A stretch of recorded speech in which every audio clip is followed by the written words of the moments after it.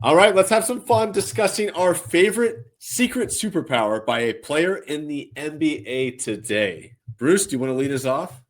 Yeah, I think I enjoy it. Great idea for a segment, Ross. Uh, if you watch Payton Pritchard of the Celtics handle the ball, his secret superpower is creating chaos with his dribbling. At 6'1", he can appear vulnerable to taller defenders, especially when he crosses half court and they sometimes will blitz him. But while it looks like he dribbles into trouble at times and appears to be on the verge of a turnover, he rarely gives the ball away. That's because he keeps his dribble low, he keeps it alive while moving constantly and creating chaos against opposing defenses. Does he occasionally seem to dribble too much? Well, yeah, perhaps he does, but he also works the opposing defenses with his ball handling ability, and he eventually finds himself in the paint with a chance to score or a kick out to Derek White or another three-point shooter for a wide open look. His assist to turnover ratio is almost 5-1, with 5.2 assists versus just 1.1 turnovers per game. So his secret superpower is just dribbling, and making other defenses kind of go a little bit crazy. Yeah, no, he is definitely a specialist when it comes to that. World B? For me, I'm going to step a little bit out of the norm here. I think Kevin Love and his leadership is super. Okay. I watched that game I mentioned before. I watched that game against the Jazz in Orlando over the weekend, and I'm watching Kevin Love, who, by the way, had 16 rebounds. So he's doing something productive every now and then. He's not expected to be the man anymore. Obviously, he's a guy in the clubhouse or locker room. We want to say he's a guy on the court that guides the younger players around. He's a perfect guy to have on the Utah Jazz, who are trying to build with a lot of young guys. I watched an interaction with Kevin Love while they're on the court and Ace Bailey, the young rookie. I can't remember. There's got to be at least a 19-year gap between the two, at least.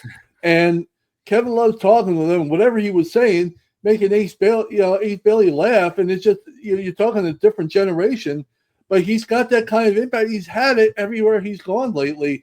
And why Miami decided they didn't need that on their team, I don't know, but that's their loss.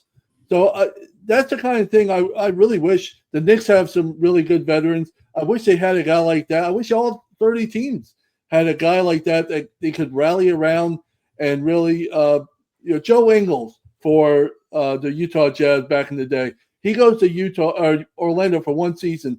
Everybody loves him. He's at the end of the rope, but everybody loved having him on the team. That's the kind of impact that Kevin Love is having on Utah Jazz, and it should be contagious throughout the rest of the league. Well said, World B, and I think that was a good one to bring up. Great point there. Now, for me, I kind of went off the court as well, or on the court, but not the extent of a move on the floor. And that is, in this day of age, with the pace of play being at an all-time high, the level of explosiveness and athleticism the modern game requires for everyone not named Jokic. And, of course, the amount of health science data and just load management in general. My favorite secret superpower by a player is how Mikal Bridges has never missed an NBA game in his 8 seasons in the NBA.